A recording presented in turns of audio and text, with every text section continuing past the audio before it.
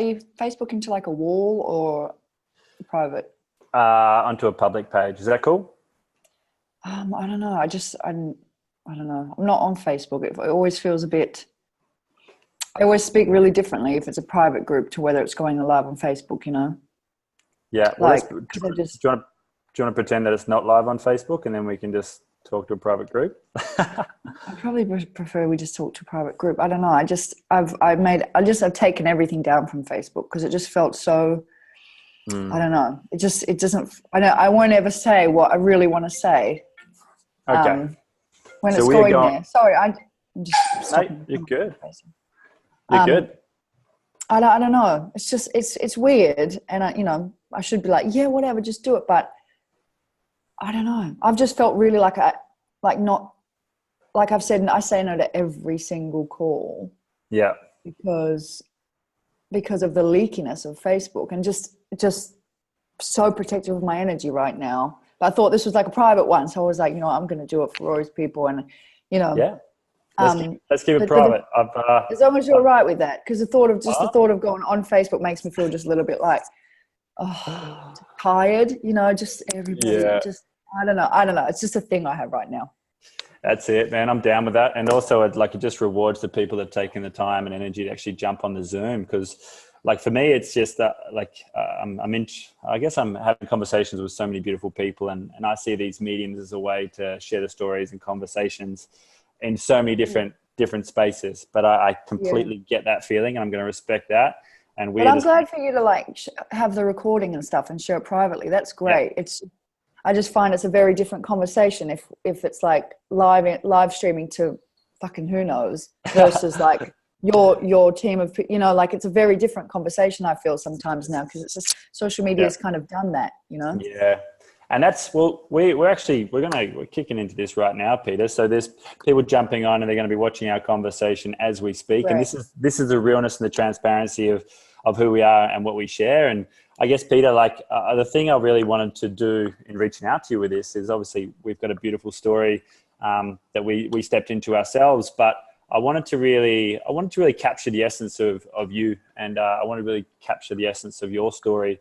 Just knowing that someone out there is going to maybe find one piece of one golden nugget, one little thing that they've been looking for, and it might just change a thought, or it might change a belief, or it might change something within them where they think that they can do it for themselves and live a life by their own design, right? Which is a beautiful thing that I guess you inspired me to do many years ago, was asking me that question, what is your ideal day? What is your ideal lifestyle? So for those that don't know Peter, you can probably hear Soul in the background, but Soul is Blue. Oh, that's Blue, is it? Soul's there too. Soul's there too. He's just a bit more quiet. But for those that don't know Peter, she started off as a personal trainer back in the southwest of Australia, and we've shared this story a lot of times. But I think the relatability of this is pretty phenomenal, because a lot of us start from humble beginnings, and we all have this deep-seated vision to do more and be more, but also whilst being present at the same time. And Peter went on to go to UWA to study, obviously to do a PhD and do what she thought was right in that sense. But then that obviously wasn't the path, and she got introduced to a beautiful conscious enterprise, which was Isagenix, and they have this nutritional cleansing system. And she then went on and helped them have a bigger impact in the world, and obviously help people integrate, intermittent fasting and high vibration plants into their everyday lifestyles. And that was a big point where we reconnected. But then beyond that, obviously, Peter, you freed your time, and you created enough abundance to self-fund your own projects, to launch the book, I guess, Earth is Hiring, the Earth Esco, and so many freaking other cool things. So I guess that's where we'll start. Where are you right now, Peter? What are you working on? What's happening? I'm trying to work on nothing. That's my life goal right now, literally. I have a toddler, and that's my priority completely. And I'm a little tired from my 20s, to be honest. And I know that sounds weird because I'm just 30, but it was intense. And I'm just learning about myself now I've always known about myself, but I'm kind of just getting the confirmation that the way I work in the world is in surges. So I'll birth something big and with all my energy and might, and then I'll need to just take my energy back and recharge, and then I'll do it again, and then I'll come back. And that's how I gift the world. I don't do one thing and stay with it for the whole world, my whole life, and then not do other things. That's, my energy is very boom and then back. And I used to beat myself up for that, like, why don't you just stay doing more of this? And I'm just not designed that way. I'm not wired that way. It's not how I'm meant to give my gifts. So kind of in like fighting that, it's made me tired. I feel I'm at a point in my life where I'm kind of just resetting and recalibrating and really being sure that I only do things that I want to do. And regardless of anyone's, well, why don't you do this? You should do this, or you're good at this, or you should, I have a child now, so I don't have any extra energy left over for any single thing that is not going to be like, my body just wants to fucking do it, So yeah.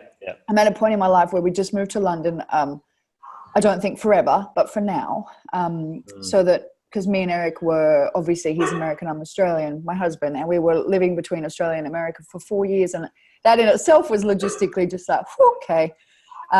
So this is kind of like our home base for now, so that he can really go all, really give his gifts to Isagenix in this really mighty way, grounded way, and I can sort of regather mine. So I'm writing a book, and I wrote I'm working on a few little things, which is how I work, and I'm just letting myself work like that. And some of them may never make it out. And I suppose I'm just really in a process of self-discovery, but really fucking honest, and regardless of all the outside stuff, because I think we go through that in our 20s, and then we get to a point where we're like, we start to really, really embody it and go through it in a whole new way. So that's where I am, just really protective of my energy and having lots of boundaries and owning like how I do operate in the world, and not letting how other people operate influence how I operate, because it is very easy, especially when we're in a position like me and Eric, for people to think you should be doing this and you should be doing this and you should be doing this. And my personality type is one that feels very responsible to a lot of people, but that's really crippling for me. And it's really, it tires me out really fast. So I'm just now starting to honor what's my gifts, how do I give them to the world, but then how do I also enjoy my life and let my child see me really thriving, not working. I don't want her to be like, my mum just works so much and what a fucking badass. I don't want her to say that about me. I want her to be like, my mum knew herself and knew how to operate in this world for herself and could say yes or no, and like was so centered that she was in such joy in everything she made, and there was no obligation there. Because I suppose when you do have children, you realize that in my four walls, that's my only responsibility in this world, and anything beyond that's not mine. And that's the shift that comes in having a child. Whereas before, we think we can take on all this stuff, and then we have a child and it's like, no, like literally my child is my only physical responsibility in this planet, and myself. So I don't have the luxury of just leaking it out anymore. And do you feel like that really, like, and this is such a beautiful way to start this conversation, because I'm going to take you back to some things you might be able to share with a younger version of yourself as well, based on what you know now, but I think you've kind of touched on that. But it's like, do you feel now that there's a different reason why you get out of bed each morning? Like if I was to ask you that blatantly and say, why do you get out of bed each morning now? What would you say? Because my toddler's calling for me. Simplicity, right? Literally. Well, I've been a bit under the weather these last few days, actually, and Eric's away. So I've been getting out of bed. When Eric's home, we take turns, and he will like let me sleep for a little bit, and then I have Sol during the day, and it's really great. But he's in Peru right now on the start trip. So I'm just getting out of bed this morning. I was like, fuck. I was just exhausted, but no, I honestly don't think it's anything big and profound. It's to be Sol's mum. It's to enjoy my life, and it's to, my mum keeps trying to FaceTime me. Let me just tell her, chill on the FaceTime. She's probably looking for the Zoom link. We'll call back. Oh, she probably fucking is. Yeah. I'll send her the recording. It's all good. Oh, that is hilarious. Yeah, she always does. Can't find the Zoom link. I'm like, Mum, I'm on the Zoom speaking. But yeah, it's not anything huge and profound. It's like I get up every morning to enjoy life and to do life and to be Sol's mum and to try and just focus on the everyday, which is something that gets so I love having big visions and I love having big things to work on. My book right now is this idea that it's what I've been through, and it's like transformed me, made me super grounded. And so I love the idea of being able to put that into something, and but it's the everyday, like the joy of creating every day, the joy of eating every day, the joy of, feeling all the shit we feel every day. I'm just trying to focus on the everyday, because I think when we do get into this, well, we can create anything, we can do anything, we can just that's great, but then we don't actually enjoy our everyday. And what's the point? Like, what's the point? The whole point of everything we do, transformational coaches, all this stuff, it's also that your everyday or other people's everyday is supposed to feel a lot better. And yet we just forget about it, and we stay up here, and we're not we're not grounded in chewing our food and having conversations and watching a movie and enjoying it, and so I'm just trying to structure my life so that it's a beautiful harmony between interacting with the world and creating things for the world, but just being so present in the little mundane things, rather than my usual pattern of like way up here and then having to come back, and then way up here and then having to come back. So I suppose I'm just learning that's kind of my focus right now. How cool is that, right? And like, I guess, if we were to go back like 5 or 10 years, it was all about the vision. And it was very much about casting this vision so that you could create the breathing space to free your family, exactly. to have the impact on Ben, to help people like me and people in your networks, and to help them free the people they care about, right? Like physically, financially, health-wise, whatever it is, right?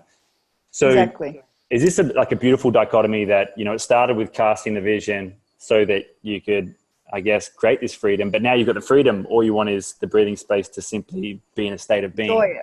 Enjoy it. Yeah. And I think it's the same thing, because the vision, right, if you think about 2013, which was 6 years ago, what we were saying every single week in the Wellness Wednesdays was living your ideal day every day. And that's the detail. That's not just I'm on a beach, I'm here, my laptop. That's the detail. But we forget about the detail.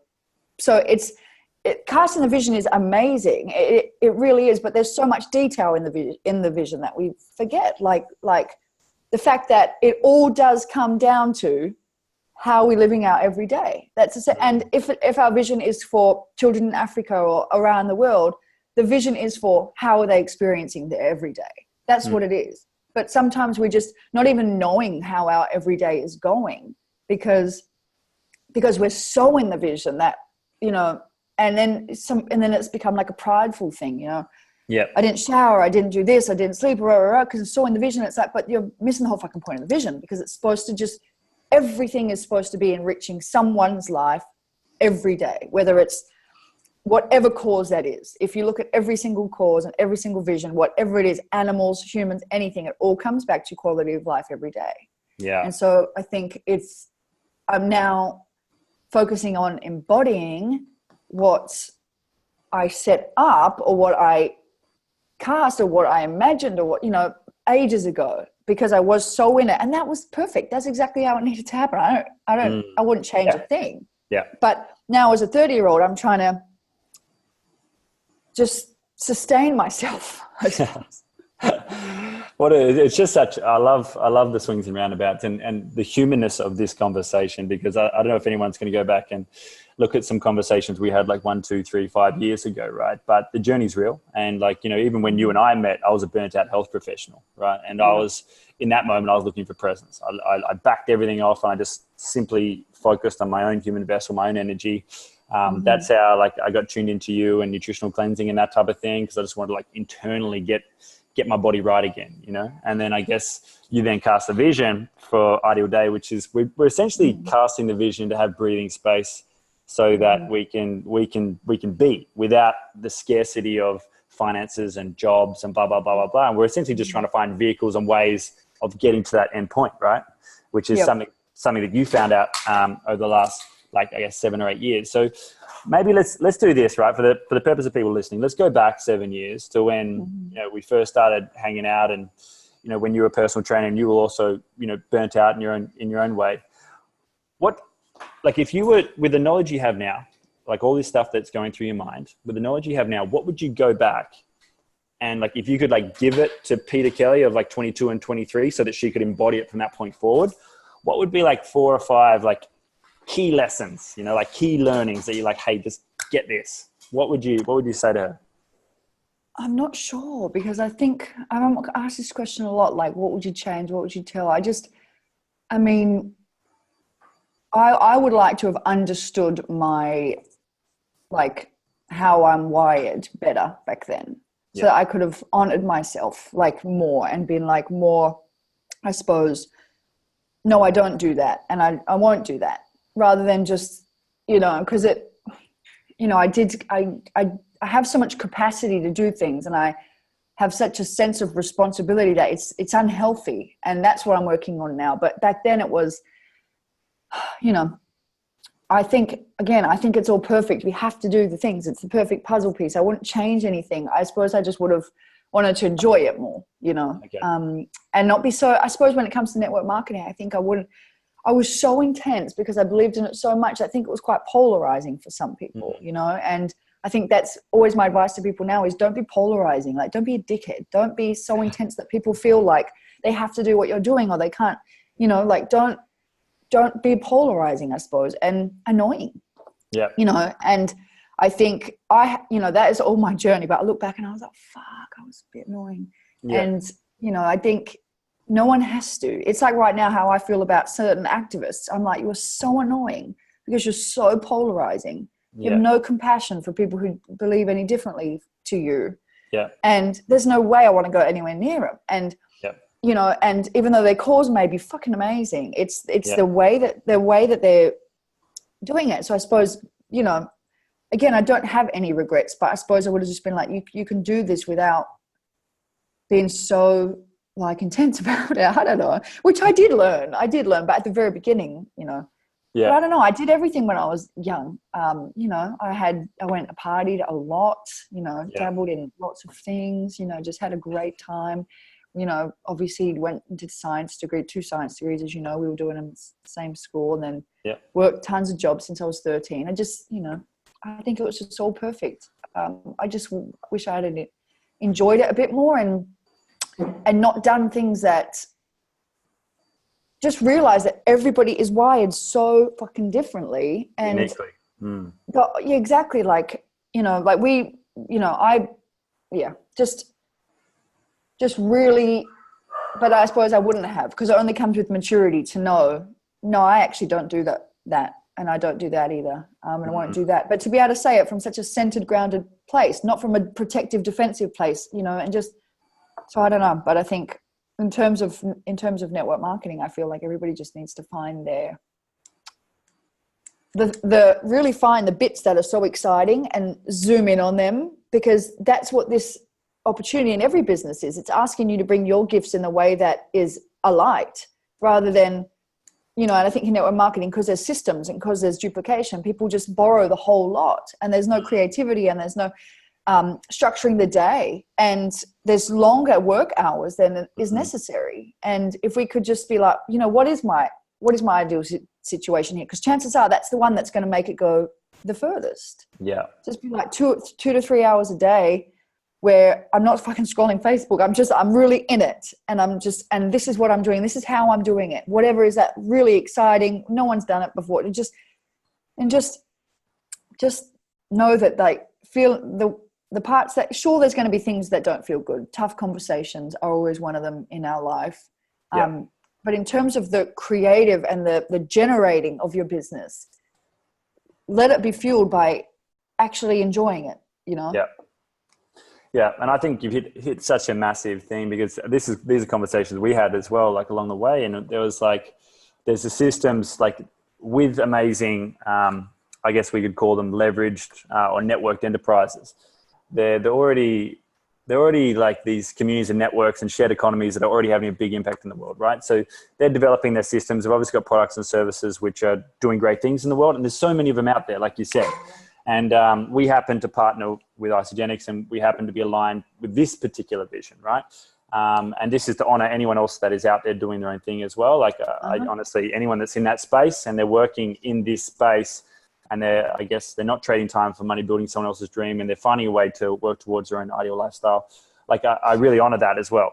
But one thing I guess is really, I want to really touch on for anyone that's listening, and we've got over 60 people on here at the moment, PK, and Great. You've just given them permission to be unique and to really harness, like, and I see this in Bali a lot, is really tune in to like your own unique skills, talents, and genius, right? Which is the way that you're wired. And being okay with that is okay. And then, you know, as an example, if a networked enterprise has got amazing systems, it's looking for personalities. It's looking for people to really get out there and help magnify it. It's looking for people that can maybe help refine the processes. Looking for people that, you know, can create simplicity amongst the complexity.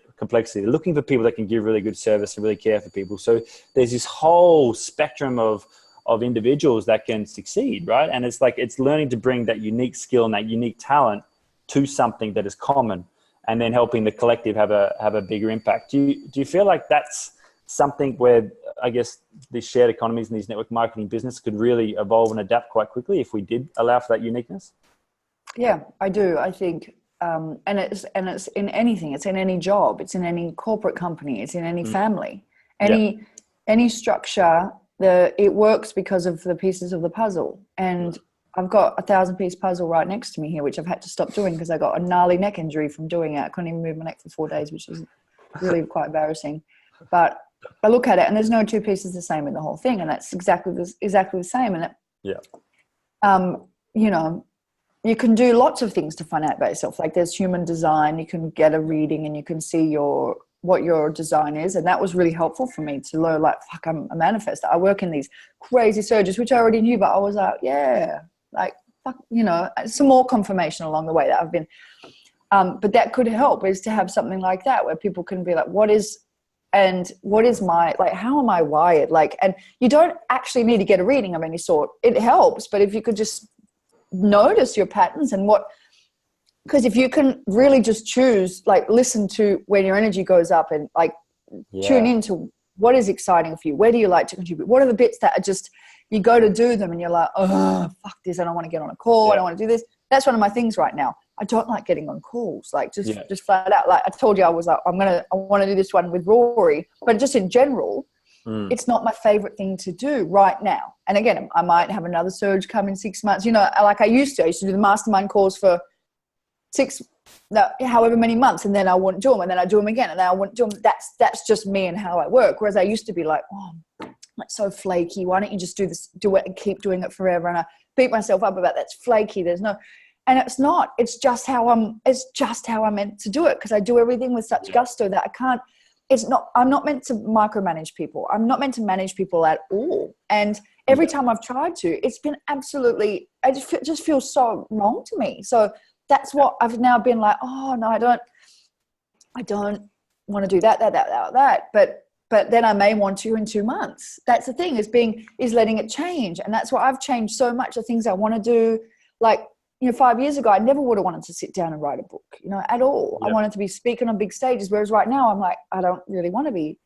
So it's just, everybody has to like self-center and self-monitor and feel like they're their own authority in how they create and how they work and how they contribute, right down to, you know, the tasks and how long, and let themselves change. Like you're going to change, and your desires are going to change. You're not going to want to do the same, like do things in the same way. Like, I used to love writing in the morning. Now I prefer writing in the afternoon. You know, it's, you know, I used to tell myself the story that I was brain dead at night and I couldn't do anything. And now I have a child. I have to not be brain dead at night. I love, you know what I mean? That's like, sometimes that's my window to do things. So, you know, it's just, I think I just want people to find a sense of freedom and comfort in that, their joys and their excitements and the things that they, you know, that there's like parts that are quite easeful.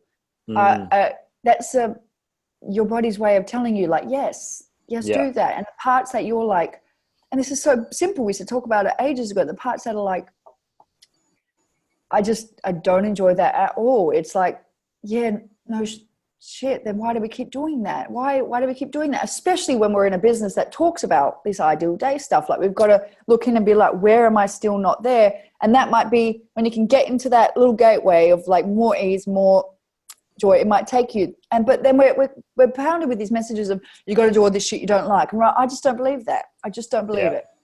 Yeah. And I think you've tuned into something really cool there. And like, you talk about energy, vibration, and frequency. And that's something that I think more and more of us are going to start talking from that space now, because there's all these rational thoughts and social constructs about how we should do things, even in, the network marketing industry, in business in general, in life in general, right? So, but like you nailed it. And I hope people really get this, because it's like, if we tune into the things that really light us up and it like excites us and makes us feel good, there's ease, there's flow. It doesn't necessarily mean it's easy, but there's ease and flow in like solving that problem or being part of like figuring that out. Then they're the things that we tune into. Now, the beautiful thing about a business is it's got all freaking elements. Like I love creation. I love systems. The service side of things is really tough for me because I'm so head in the clouds, but someone who's very grounded and they love the day-to-day detail, they love the checklist, is really freaking awesome at that. And they light up every time someone gets a conversation.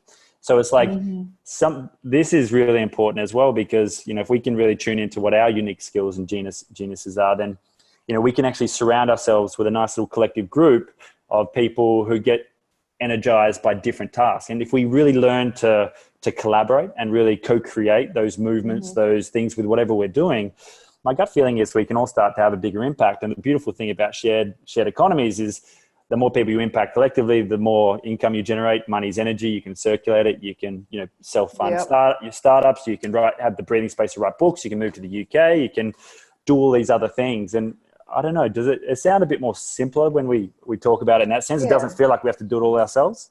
No, you're not meant to. No, there's no business. Even people who are like solopreneurs, you can't. Even just writing a book. Like, I self-publish my own books, but I will write it and get it out there. But I will have an editor who will help me be like, you repeated yourself a million times. Cut that bit out, because that's not my gift. There's nothing for me that's exciting about writing it and then combing through it. I need to get it out on the paper. I can tell people what I want the cover design to look like, but I don't know how to do it on my laptop. Yeah. I don't have a book printer in my house. So there's all these different parts that go into everything. Network marketing, whether it's traditional business, whether it's running a podcast, whether it's your family home. Even in our family home, we have a dynamic, whereas, Eric has gifts that I don't have. I have gifts that Eric don't have. And then Sol has gifts that we don't have. And we're all just supporting each other. And that's how it works. And that's why we have, our family. And if our job is to be our puzzle piece and to be our contribution and to be, but we can't wait for someone to come along and tell us what that is. Like, you can have all the readings in the world from this channeler and this astrologist and whatever, but we're the only ones who can, do you know what I mean? This is why this period of this self-discovery is like, it's not personal development. It's just paying attention. It's paying attention to what am I ignoring? What do I want to do? What am I ignoring? Where am I not, where are there like crusty bits, and what's all the things that are making me feel like I can't have that or be like that? Like, for me, it was lots of conditioning around, if you're not busy, then you're a lazy piece of shit, basically. And, like watching my mom who never got to sometimes even eat dinner growing up, because she was a single mom of 4 children. And there was so much that I started to think about the world and how to be socially responsible, but sometimes I took it too far, beyond where I was taking care of other people more than I was taking care of myself. So I think, everybody, we feel like we're helping people. And this is the conversation I'm talking about in my book, like this sense of significance or the sense of responsibility that's really unhealthy, because our job is to be our puzzle piece. And that might not be this big, grandiose, profound things that we do. It's just being like allowing ourselves to operate in the way that is really like a click, like, fuck yeah, this is how I want to operate in the world. And that can be, even if you're working at a bookstore, it doesn't matter what you're doing. It's bringing that complete alignment and just starting to notice all the things around you and all the people and all the stories and the stories that we've made up or that we've inherited or that we've borrowed about why it can't be that way or why it can't feel that good or why it can't happen that way. And that's our job to do our work on those stories. And that's why I think personal growth and motivation, like, although it's so helpful and I've loved everything I've done in that, you know, received and all the books I've read and everything, it's amazing. But sometimes it just lumps everyone in one thing. You should wake up at 5 a.m. You should do that. You should do this. You should do this. And it's just, it's like a to-do. And it's like, that's not how we're meant to work. We should always be putting the responsibility back on the person to be like, how do you want to operate in the world? Like, what are your stories? Like you go and that's what we can offer. But as far as telling people what's best for them, how to do this, what to believe, it's just, again, it's just another distraction and it's more noise. And you know, this is why I took a 2 or 3 month break off social media, because I was like, firstly, I don't want to add to that, and secondly, I don't want to be hearing it all the time. I was going through such a period of change. I was like, I need to just see where I'm at right now and not feel like I need to voice my evolution right now, because I need to just be sure that it's mine. And that what I do next I've decided to do that, and I haven't felt swayed. And sometimes I feel like we do need to take that, you know, just retrieve ourselves and do that. I know I did, but I think that the personal growth world, there's too many people wanting to be gurus and experts, but taking the power off the person. And that's where I think it's gone a bit wrong right now. 100%. And I think, and we'll probably go for another couple of minutes, PK, if that's cool, just to respect everyone else's time, because I know you and I could chat forever, and I'd love to sit down and chew the fat with you a lot more about this stuff. But the big thing I think you really summed up for a lot of people, and, you know, I'm sure a lot of people had expectations of what they were going to get from this call, right? They thought it might have been about business or network marketing or isogenics or blah, blah, blah. But really, and this is why I love the conversations with people like yourself, is you've just basically said, like, yeah, that's cool. And like, that works. And the social proof is there. And you know, like you've created, you know, a 7-figure income, which has allowed you to blah, blah, blah, blah, blah. But it's all led you to the point where you're now saying to people, like, all those readings, all that self-development were just little signals that were just giving you permission giving you permission to be that unique piece of the puzzle.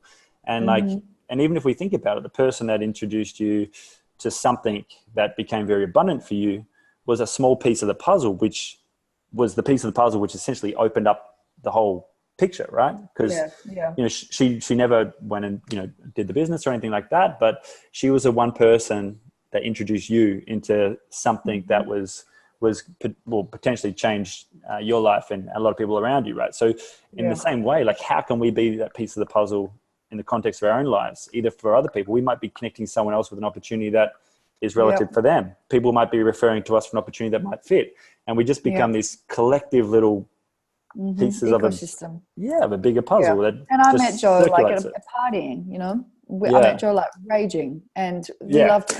And we went traveling around Asia together, and we're like close friends now. Like, we went to each other's weddings. Like, we're still close, but that was the piece of the puzzle in my life when we were going out every Saturday night, and we became just like, you know, best friends that way. And it's all part of it. I think the bit where we're at now is how can we make it feel better? Because that's that's when things start to line up for us in a way that they might not be already. And it doesn't matter what you're doing. It's just applying that to everything, even how you cook. Like, how I cook, it's like, I don't really like doing recipes. It's not, you know, everything, you know, it's just that how I cook is how I do everything, recipe-less, you know.